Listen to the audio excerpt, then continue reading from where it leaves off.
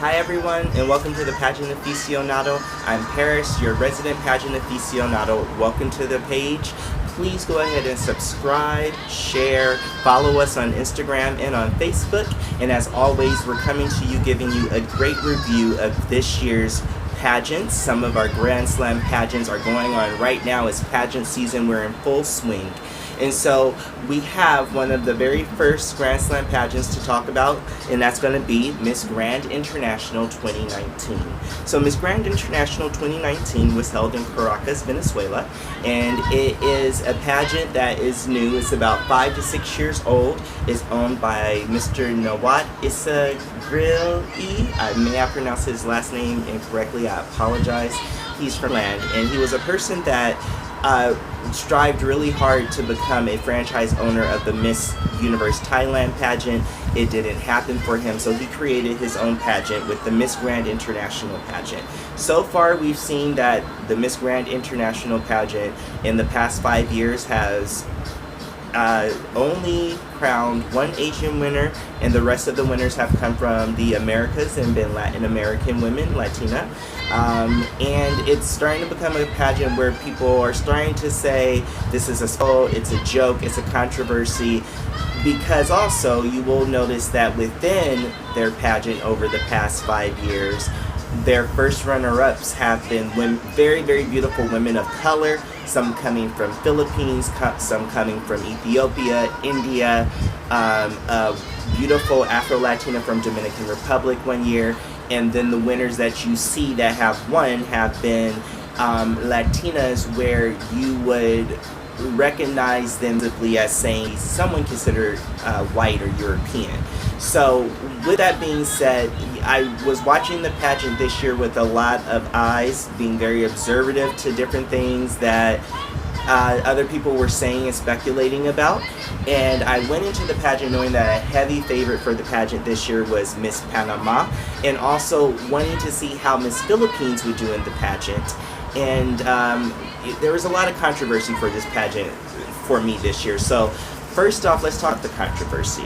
So going into it, the Miss Grand International organization decided to hold this pageant in Caracas, Venezuela. Right now, the whole world knows that Venezuela is legally and politically, it's a very difficult climate to be in. The country is now, from what I've learned, has a communist regime.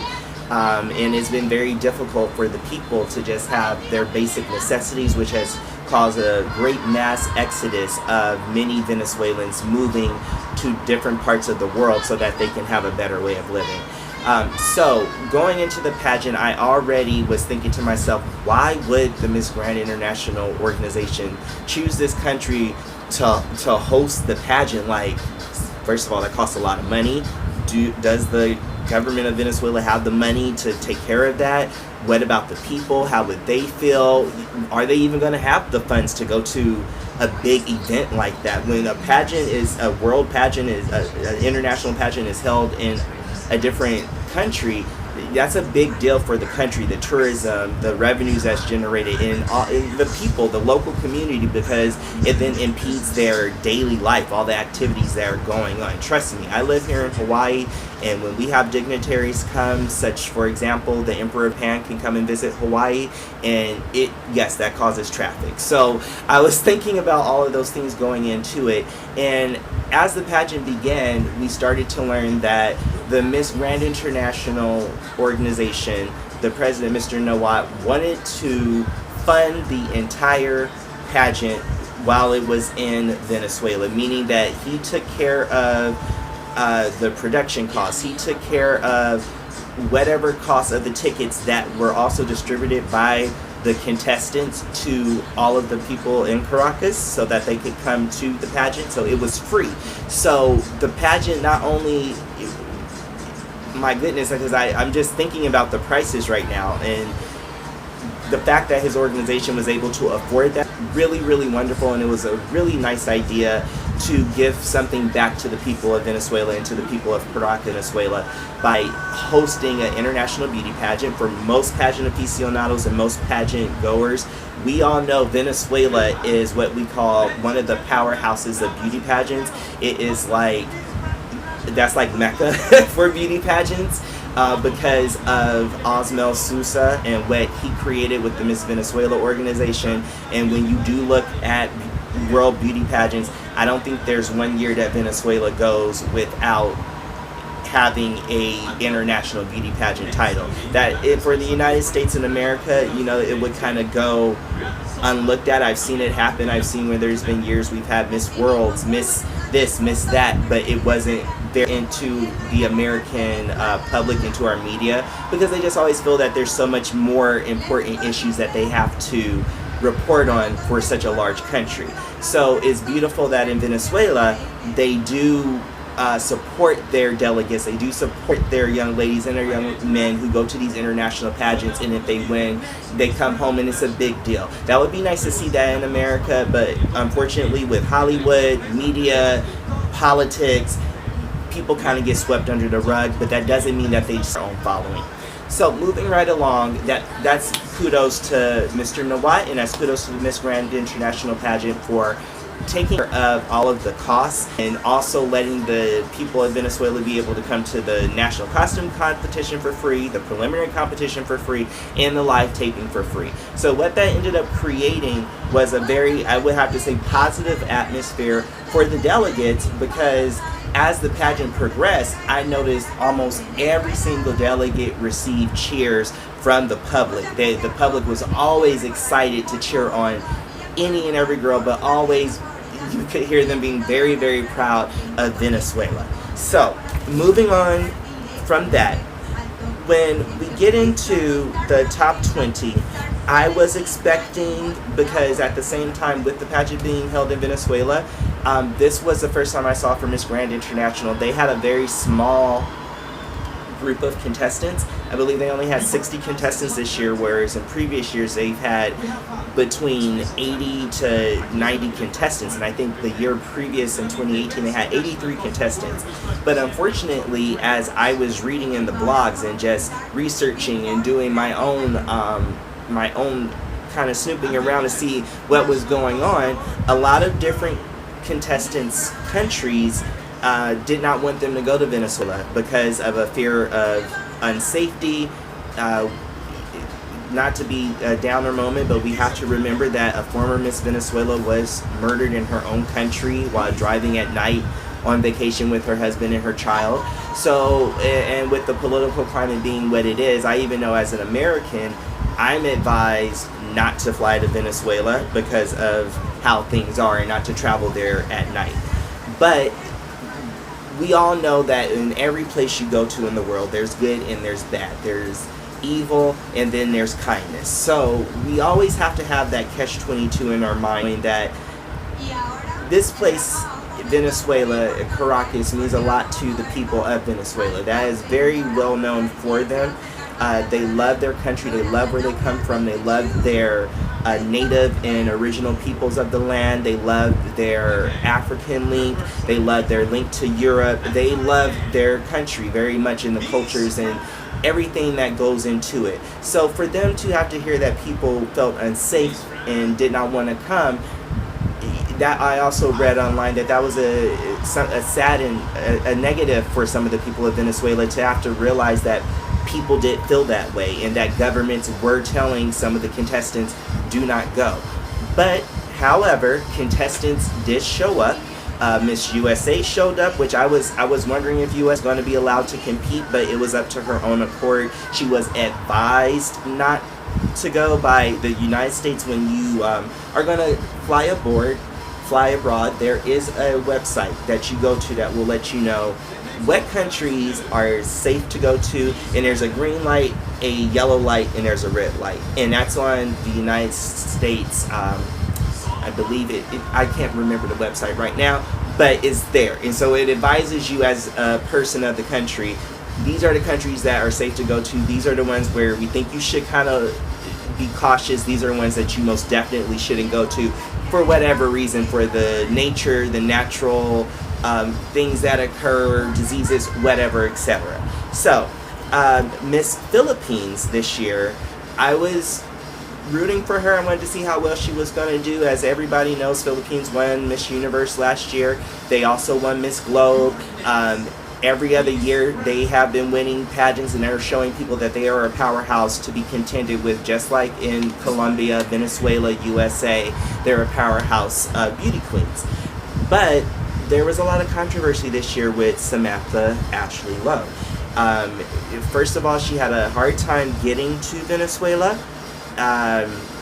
From what I saw, there were issues with her passport. It seems that Ashley has an American passport. It has an American nationality as well as a Filipino nationality. But for some reason, she had a very hard time getting her passport, and she also had help from a family member with a fixer, which to me, I was like, oh wow, you didn't actually go to your, the country's actual legit place to get a passport. And it was also reported that she was not in the Philippines passport database. She also had a hard time when she got to France. France turned her away and sent her back to the Philippines after so much time. So it was just a lot of controversy. She also stated that she felt that she didn't receive a lot of help from Bini Bini Pilipinas charities, that's a big, like, wow, like you really. So it was a lot of things going on. And then Mr. Nawat on Facebook, the president of the Miss Grand International competition, makes a negative comment about the Philippines and why he didn't like the Philippines, and he thought their news was fake and how they photoshopped their pictures and how he just didn't like the Philippines. When I have to look back at that now, I don't know if he was talking about the country, the Republic of the Philippines, or if he was talking about Miss Philippines, Miss Grand Philippines, and something she had recorded on her social media. So with that being said, I have people in my family who are part Filipino. Something negative about the Philippines or someone's ethnicity, someone's nationality sounds borderline prejudice. It kind of shocks me, and he's the president of the organization. Wow. So it kind of made me feel like he was being like a certain person right now in American politics that used to own a beauty pageant. Not happy to see that's an example that he took, because it's also an example of bigotry, in my opinion. But moving along, Philippines finally does make it. Philippines has made it. Samantha Ashley Lowe is there. We're going to see her do great. We see her, she missed so many different events like the Red Dress Fashion Show, being able to distribute tickets to the people of Venezuela, talking to the people of Venezuela. But I believe she also missed another event where the ladies were doing some type of fashion show.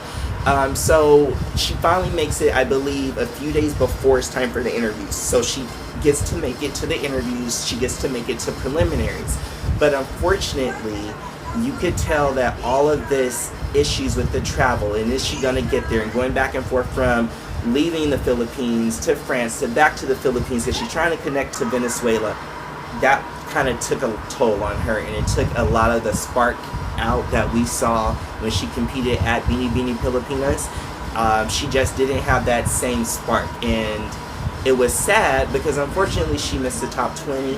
I always look for Philippines, I look for Venezuela, I look for USA, I look for Brazil, I look for Colombia, South Africa. There's certain countries you just always look for when it comes to international beauty pageants because of the reputation that former contestants have set in other competitions, and so you expect that same grandness. So it was sad to see Philippines not be there, but I will say to Bini Bini Pilipinas, maybe you guys should kind of watch Mr. Nawat, and maybe when it's time for that contract to be renewed for, are you going to crown a Bini Bini as a Miss Grand Philippines for Miss Grand International, maybe it could be a second thought, because it seems as if there's a prejudice of, and this is my opinion, it just seems that there's a prejudice of, let's not let Philippines win, but we can allow other countries to win, and we always can have Latina.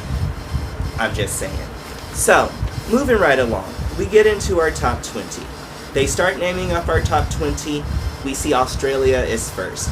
Then we go ahead, Panama is called, then South Africa, Guatemala, Spain, Czech Republic, we see Costa Rica, Japan, Paraguay, Colombia, Chile, Dominican Republic, Puerto Rico, Venezuela, Ecuador, Brazil, Thailand, Mexico, Peru, and Ireland.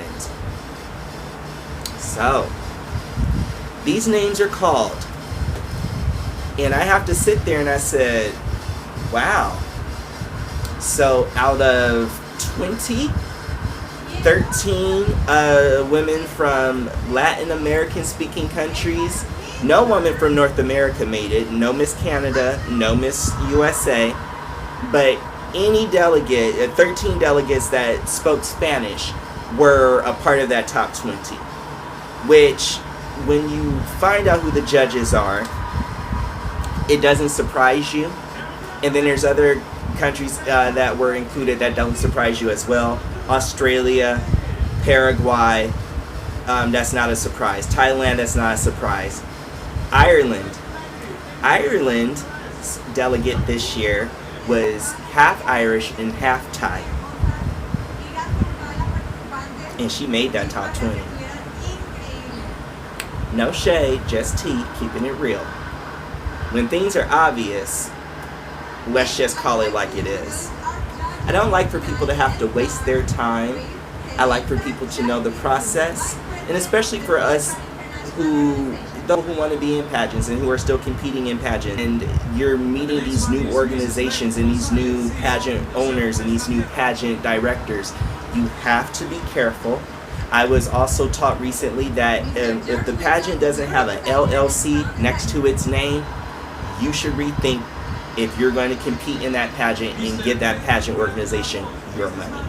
It's your money, it's your time, but yes, they are looking for a person to do the job, but you have to be safe in what you choose, because once you make that decision to compete and give them your money and paperwork has been signed, it's a done deal. You are now obliging to how they feel, what their rules are, and no matter what the outcome is, you can't say you didn't know. So, for some of you out there who's thinking about doing Miss Grand International, these are some things to think about.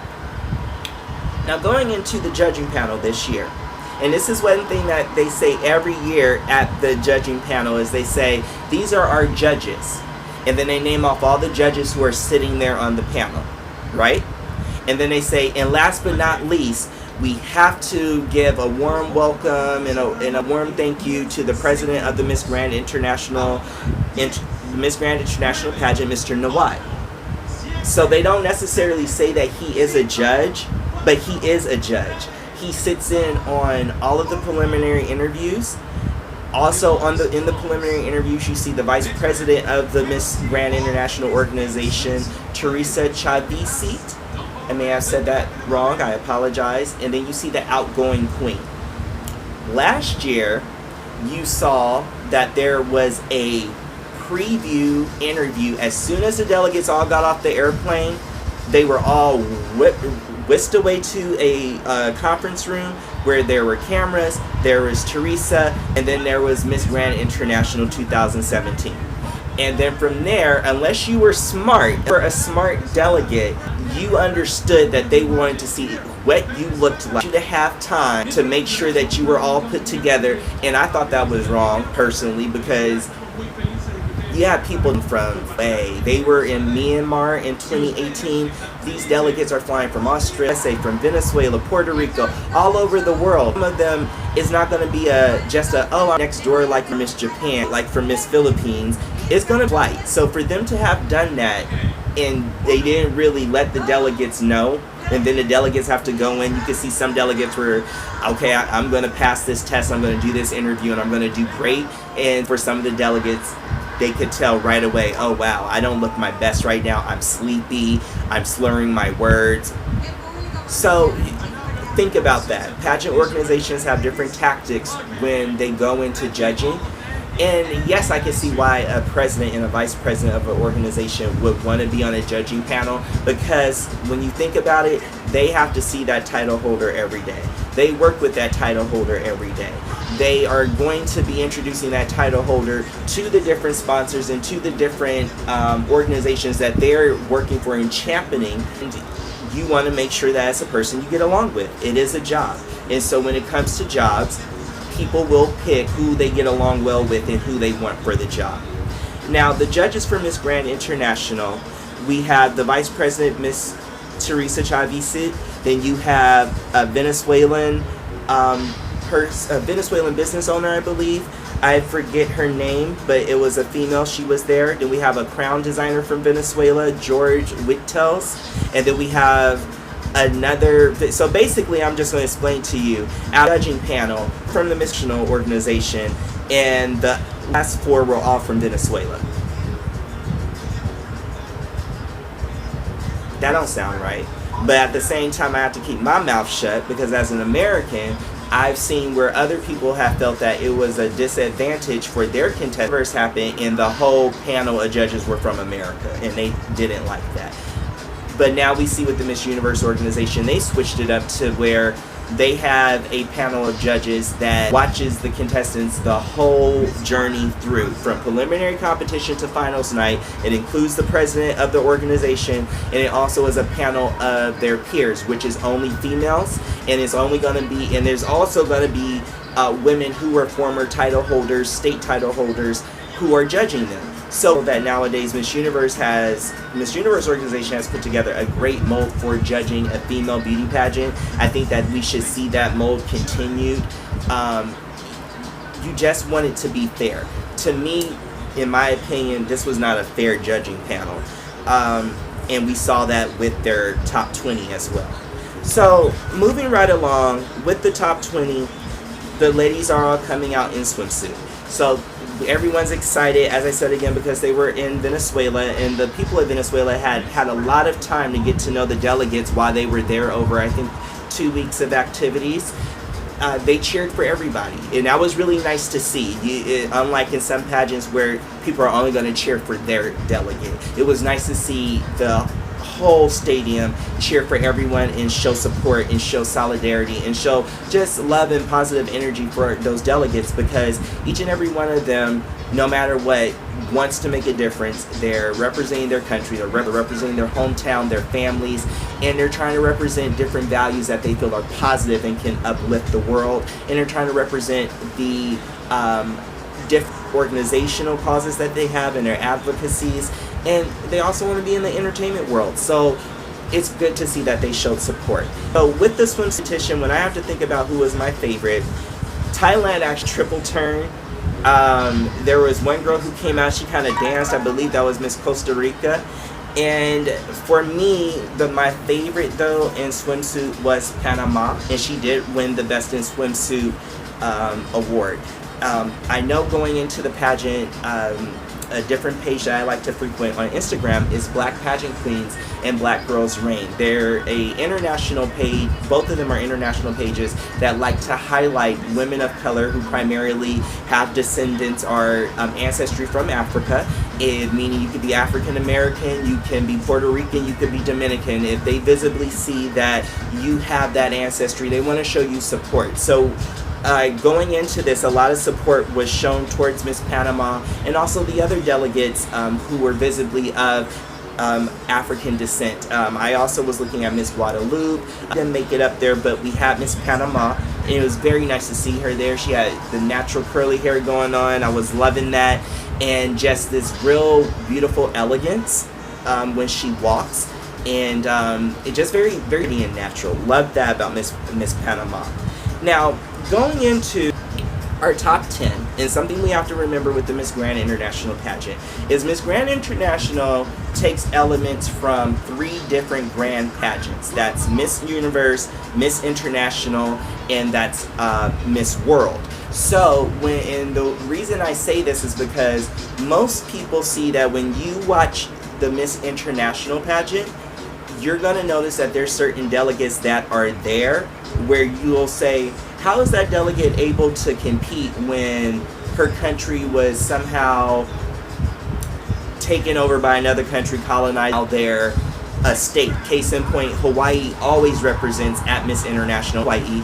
because of the long-standing relationship that Japan has with Hawaii before it became a state and before it became a part of the United States, and with it being its own sovereign kingdom, and Japan being an empire and having an emperor, Hawaii having a monarchy, so they were friends. So you will always see Miss Hawaii at Miss International. So with Miss Grand International, you're going to notice that they picked up on certain traits like that. Like, we haven't seen a Miss Hawaii, but this year we saw Miss Guadeloupe, we saw Miss Reunion Island.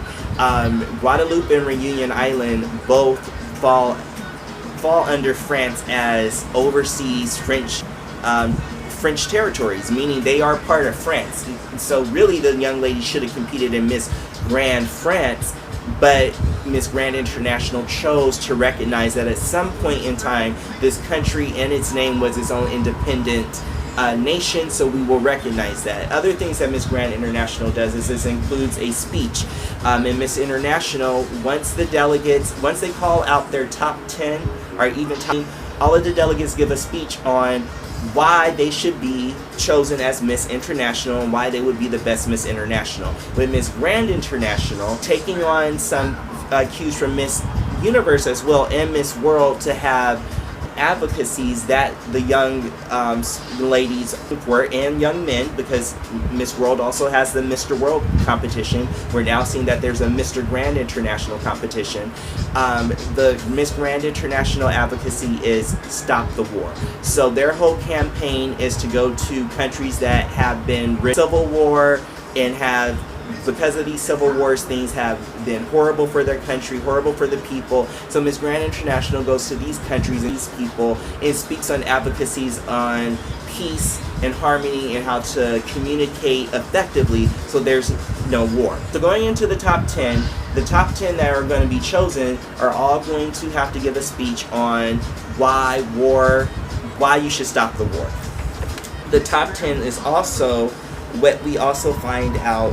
The top 10, they called out the popular vote. They did a Miss Popular vote. Those are things that we've all versed as well.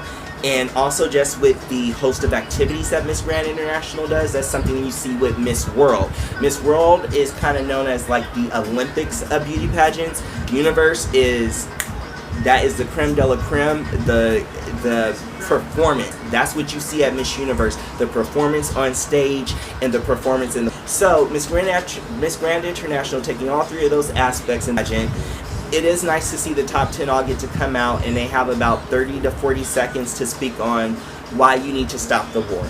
So again, here is one of those flaws that I see coming. They decide that they want to call out the Miss Popular vote. So when they do this, they have it happen after all of the delegates who were in swimsuit are now being called to the top 10. So you have the delegates in swimsuit and sarong to the top 10, then the hosts then tell you that the Miss Popular vote winner is Miss Vietnam. So we're like, oh, that's great, Miss Vietnam have a little bit more diversity in this top 10, but Miss Vietnam doesn't even get to wear her swimsuit. She's already in her evening gown. She missed the swimsuit round. She's called into the top 10 for the popular vote. And from there, you see she's already in her evening gown. So it spoils the surprise of what her evening gown was going to look like. It spoils the surprise of that elegance in that moment for the judges, because they already know what she's going to look like when she comes back out in the top 10 to perform not only in the speech, but in the evening gown. So they whisk her off, and all of the ladies change into an outfit that is white this year. They wore a white dress, and they come out and they do the Stop the War speeches. Vietnam, even though she was called first, and that's one thing with Miss Grand International, they don't compete the way that they're called. So they'll randomly call all of the contestants in random order, but then compete in swimsuit, evening gown, and in the speech, it's all alphabetical order. So it kind of changes. I kind of like it, but then I don't like it, because that's just me. But I see how a bit more competitive, because then someone who was like, oh, I'm in this random order, I'm not going to be called first. Now once they go back to alphabetical order, you're called first. So once we go into the speeches, Australia is first, of course, because we're in alphabetical order. But first, you guys need to know who made the top 10, right? I'm sorry. So Vietnam, of course, because she won the Miss Popular vote. So the judges ended up picking 9 girls altogether for the top 10. Vietnam's the popular vote. Number 2 is Venezuela. 3 was Australia. 5th came in Thailand, was Puerto Rico. 7 was Ecuador. 8 was Brazil. 9 is Mexico. And number 10 was Peru. So once we go into the Stop the War speech, as I said, Australia goes first, and they then go in alphabetical order.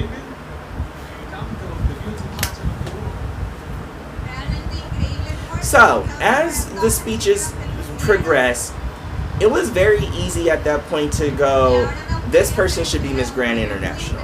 And for me, there were just 5 girls who I was already like, okay, I'm looking at Venezuela, I was looking at Miss Puerto Rico, and I was looking at Miss Ecuador. Okay, those were my picks, my top 5 right there. And so once they go into the speeches, the one speech that, and I hate to say this and I mean no disrespect to her, but Miss Thailand could have gave a better speech. Her Coco could have done a much better speech. I saw what she was going for, and you can most definitely tell that with the coaching, there's been acting coaches that have come in and have been trying to help the delegates learn to speak. With a lot of politicians and a lot of public speakers, they go to acting coaches and they go to elocution coaches, and they speak to people about how it resonates and what words to use and what emotion to push behind what they're saying. So Miss Thailand was getting into, I just remember she just started crying, like really dramatic.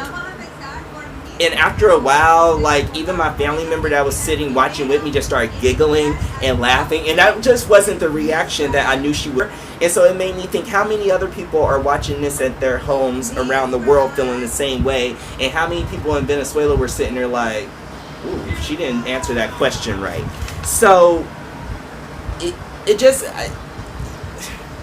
whatever. So moving on.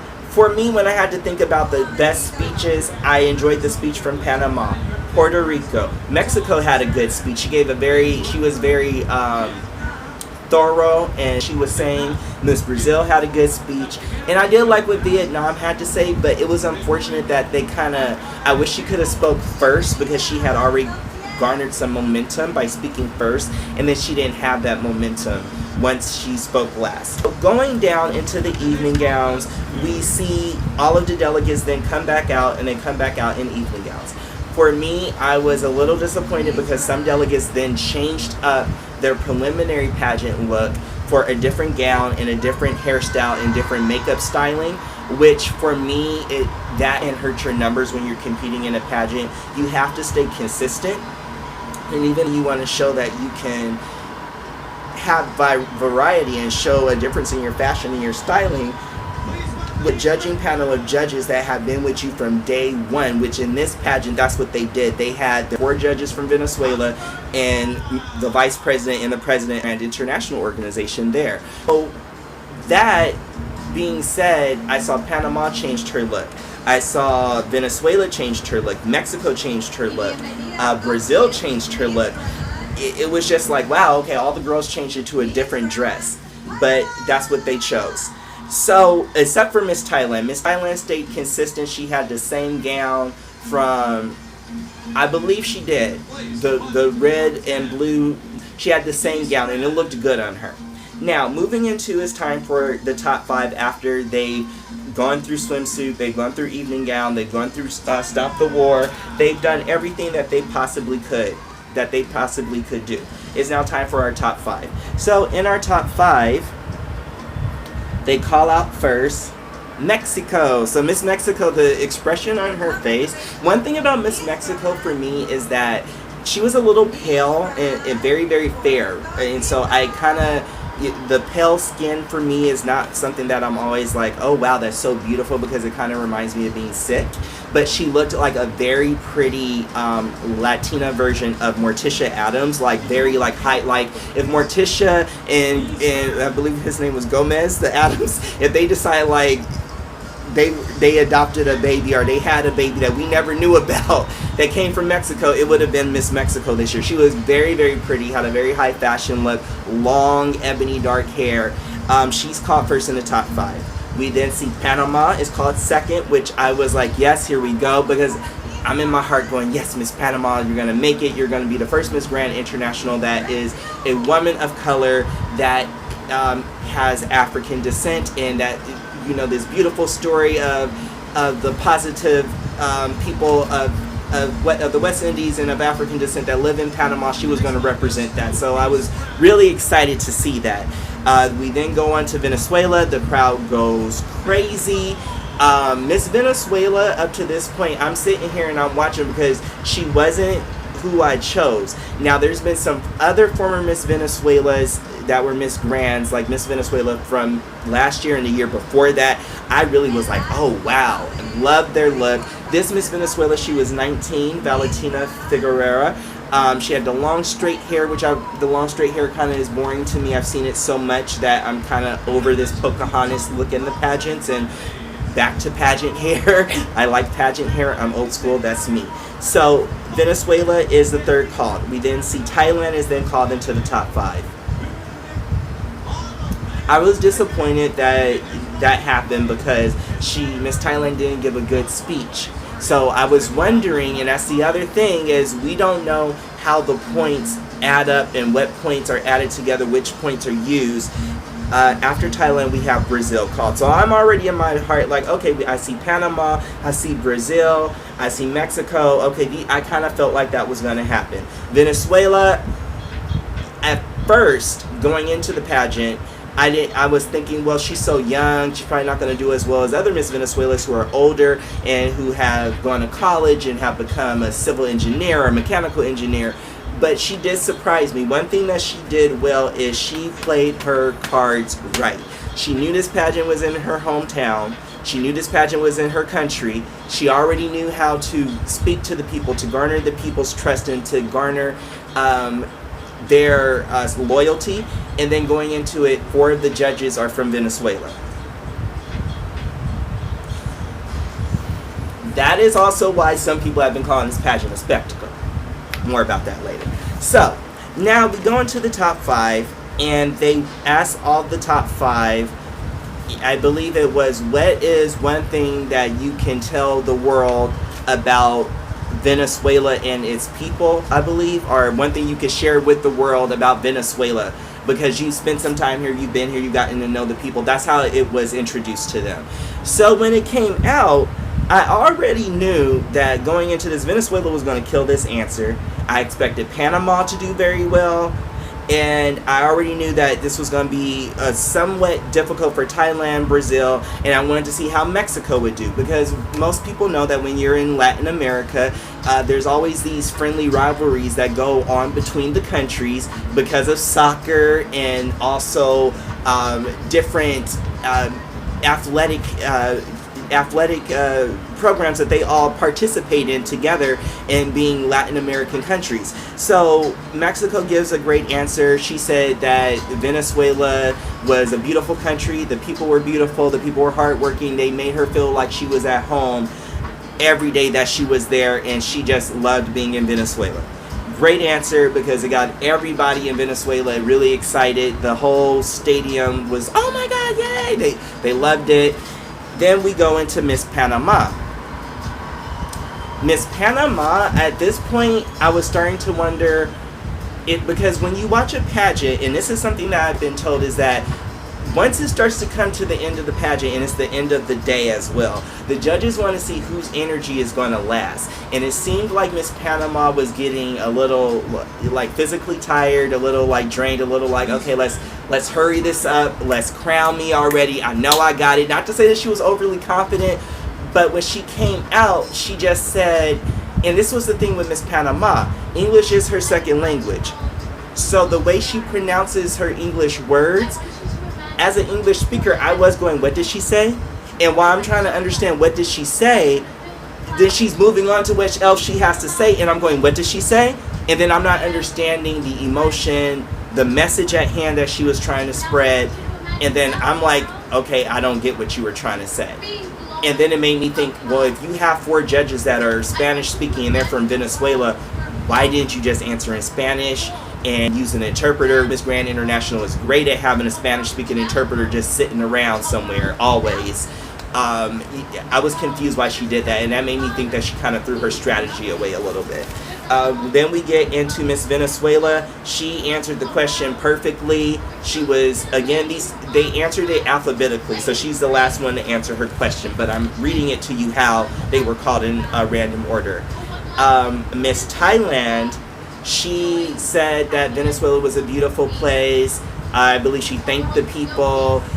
Venezuela, you're beautiful. They all kind of, the ladies, since they could hear the other ladies' answer to this one, they kind of all followed in the same steps for the answer, which was Miss Mexico gave this great, I felt at home, the people are beautiful, they're warm, so they all followed through with the same. Miss Panama, remember she said something about Venezuela, you have it, or something like that, and go, go, go, and I was just like, awkward, like go, go, go for what? What are we talking about here? I didn't get the message. So, Brazil also said that she, and then Brazil, I knew she was going to be nervous because going into it, she's the only Portuguese speaking Latin. So she's already feeling a little left out because all the other Latinas speak Spanish and they're getting along. She speaks Portuguese and she comes from a Portuguese speaking nation, but she wants the people of Venezuela to feel like she's also someone that they can communicate with and work with. So she was very warm. I believe she tried to say buenas noches and tried to speak to them in a little Spanish. Don't remember right now at this point in time. But going into it, we're now in the top 5. It's now time for us to see our runner-ups. We get to see Clara Souza do her final walk, which she wore a beautiful gown. It was a silver and white gown. We see that Miss Grand International has now received a brand new crown for this year, which they've been doing over the past few years, is getting a new crown that's used throughout the year. And then the outgoing queen is given a tiara that's a smaller version of her crown to wear as a remembrance, or when she's doing other events as a former Miss Grand International. And this year they decided, the Miss Grand International organizations, which I like to call MGI sometimes, nice little acronym. So MGI decided that the runner-ups were also going to get crowns. This whole crowning the runner-ups, for me, I'm sorry, I'm a child of the 80s. I was born in 83. Runner-ups didn't get crowned. In my household, I'm always told by all my family members, we don't remember the runner-ups. We remember who was Miss USA, Miss America, Miss Universe, Miss World. They remembered the winner.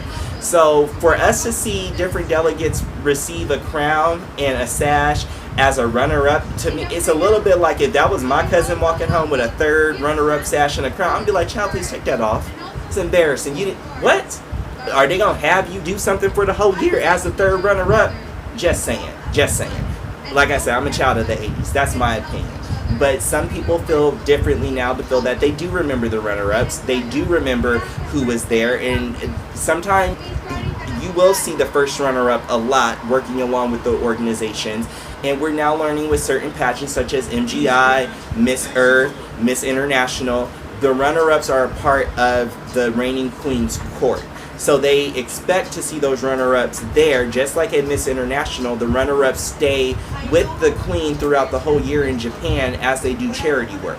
With Miss Earth, either lady who is a runner-up, they're all considered first runner-up. Even though we look at it as 3rd and 1st, they're all considered a first runner-up, and them can then take over for the queen if she is dethroned or for whatever reason she can't continue on as the queen. So with Miss Grand International, I just haven't seen the runner-ups as of late doing anything with the organization throughout the year. Throughout the year, you usually see Mr. Nawat, and you see Teresa, the vice president, and you see the Grand International that was chosen. You don't see the first runner-up, second runner-up, third runner-up. So that's why I'm like, why are we wasting money on these expensive crowns and these sashes?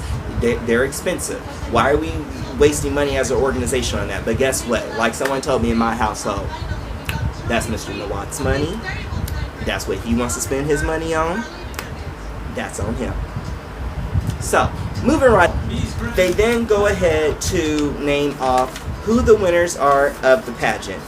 Now, in my mind, I kind of judge right along with the judges, and being a person that's coached and a person that will be competing in their summer coming up in 2020, I already am knowing what the results will be, but I'm knowing in my heart what I would like to see, but I'm also knowing what the results would be. I said to myself, now if they crown Venezuela, don't get mad. Don't think it's rigged. Watch the pageant like 5 times so we can watch it in real earnest and see every detail of, was that a well-deserved win, or was it kind of given, or was it a bit of both, or was it rigged? So, they start naming off the runner-ups. I, number one, was like, I hope Thailand is going to get placed. She's going to be called last, right?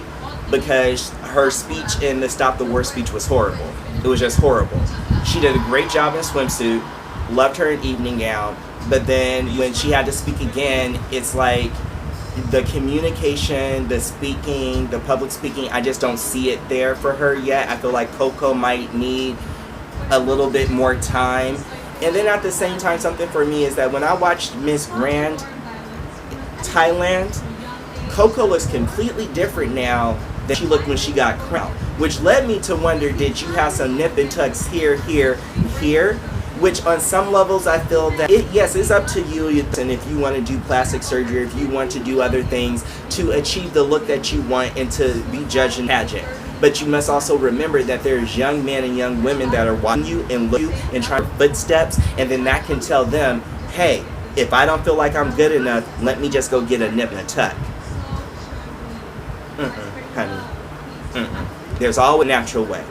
So, 4th runner-up, they call Brazil. I looked up and I'm in utter shock. I was shocked. Brazil was gorgeous this year. Gorgeous, gorgeous. She had a beautiful, beautiful face. She had one of those Miss Universe faces, a girl that you would expect to see at Miss Universe. And she was 4th runner-up. I was shocked. Then we go into our 3rd runner-up, and it's Miss Panama. That again shocked me because I was like, wow, why is Miss Panama being placed so low now? So I'm like, okay, well, as the woman of color, you know, she got the 3rd runner-up spot, so we're proud of her for that. But she even looked shocked coming down, like, why am I 3rd runner-up? I didn't feel that was right. Brazil looked the same way about her 4th placement. 2nd runner-up goes to, of course, Miss Thailand. Which at that point, I'm in my mind like, okay, that's because of the vice president and the president. Are Venezuela and Mexico. And then unfortunately, this is where people say this was a spectacle. Because what do you see? Visually, you see the 2 Latina women who visually look the most Europeanized as your last 2 standing. And your women who were more of a ethnic look, or you could tell that there's something else going on with their European last. Mexico is announced as the 1st runner-up, which Miss Venezuela, like, honestly, and this is why I said at the end of it when I watched Miss Venezuela, she was crying, she looked so overjoyed. She looked like, I worked so hard, I was pushing so hard, I was trying. She's 19 years old. She has her whole country watching her. The dress she wore, I was like, girl, you worked in that dress. Her dress was impeccable. And that's what I mean about people when you're changing up your dresses. Make sure, like, Venezuela changed into a dress that she could walk in. She changed into a different gown that everybody just liked. Whereas other gown changes, we were kind of like, why'd you do that change for Brazil? Why'd you do that change for Panama? Even for Mexico, I liked the silver dress that she wore instead of the off shoulder and then long sleeve with this bouffant arm piece. It was a little constricting for me. So, moving right along, I watched the pageant 5 times. I went through it over and over and over and over and over again to see if I was still going to feel that it was an unfair crowning, or if I felt that this was a waste of time for the other delegates, if this was a waste of time for their sponsors, for their families, for their finances. Because let's be honest, when you're in a pageant and you're an adult, you are playing dress up. You have to pay. I know, as a man, when you're in a pageant, you buy expensive suits, expensive shoes. You wash your face with expensive skincare to make sure that you look a certain way. You're constantly getting haircuts. All of that good grooming and aesthetic, that costs money. And that's the same thing for the females, even a little more times 10, because their hair, their makeup, everything that goes into it. So you never want to feel like you wasted your time and your money. Once Miss Venezuela won, I noticed that all the other delegates around her were very, very happy for her. They rushed to her. A lot of the other girls rushed to Miss Panama. They rushed to Miss Mexico. They were all really happy. So that lets me know that, number one, they had a good experience. Number two, they all liked that they were able to come to Venezuela, a country where right now on earth, our fellow human beings, our fellow brothers and sisters, even though I'm not Venezuelan, they're human beings as well, just like I am. Some of them look like me, some of them don't. Some of them look like other people in my country. But the thing is, they're human beings that want to go home and be able to say, here's some toilet paper, here's some food, here's some this, here's some that. Here's that female sanitary napkin that you need. Let's keep it real. We all heard Gabriela Isler and a lot of Miss Venezuelas tell us that their women would have to stand in long lines for distribution of sanitary napkins and would not get them. That's sad. And it's sad that they, as a country in Venezuela, they're still hungry and they're still waiting to get food and they're still waiting for aid because it's been blocked by a different political way of thinking. And it's sad that so many of them are immigrating to the U.S. and immigrating to different Latin American countries. I've met so many Venezuelans that have moved here to Hawaii. Not going to lie to you, they're right here in Hawaii, and they have left because they needed jobs. They needed a better way of life. They wanted to see their children be able to run across that damn yard with the chickens plucking it in. Life. That's what made the people happy. That's what made these delegates happy with this pageant this year. It seemed that that's what made MGI happy. That's what made Mr. Nawat happy. So in the end, I said, this is great. They made the people of Venezuela happy. He paid for everything. He invited all the people to come to the pageant. That was a wonderful experience. But in the end, business mind, he didn't make any money off of this, which I'm wondering, is that going to be hurt the Miss Grand International pageant again? And when I say hurt them again, I mean for next year, is that going to hurt the revenue? Is that going to hurt them being able to produce and have such a production? Because they do put on a very nice, entertaining production. Going into this, they announced that next year the pageant is going to be held in Venezuela again. The people were very, very ecstatic, very happy, very excited. They had Miss Grand International Pageant said that was something that they loved, was seeing the people get so excited, and they want the pageant to be held in the powerhouse of beauty. Why hasn't a beauty pageant ever been held in Caracas, Venezuela? I'm not going to lie, I'm still waiting for Miss Universe to hold a pageant in certain cities and countries. It doesn't happen all the time, because when we have to look at the truth behind how much these world events cost, just like the Olympics, they cost a lot of money, and it ends up costing the people of that country, in that city, in that county, lots of money. Unless they're going to garner that money comes back in tourism, or it comes back to them in a different way, or the money comes back from all the people coming to that area to visit, to watch their family member compete. You never know. It's all a statistics game. It's all a numbers game. And if the numbers don't add up right, then unfortunately things don't work out. So I'm hoping that next year, with the Miss MGI pageant being in Caracas, Venezuela again, if he's going to distribute free tickets out again. I'm wondering if people are going to want to fly and go to the pageant like people do with Miss Universe or Miss World or Miss International.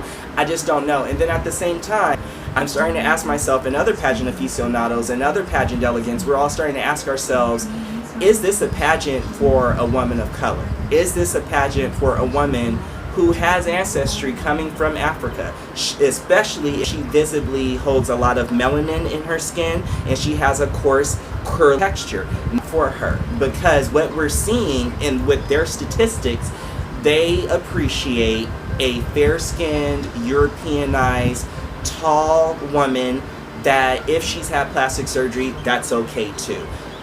With that being said, in a society, in a time in America where we're trying to teach our children and we're trying to teach our societies that you should not be basing everything off of looks, you should not be basing everything off of someone's features, their skin color, their hair texture. You need to get to know who the person is, and beauty is captured in all eyes, and all people are beautiful from all places of the world. and we all give something to the word beauty. There's not just one type of beauty that is beautiful, and unfortunately I see with Miss Grand International that we're seeing one type of beauty always that's considered beautiful, and it's Latina beauty.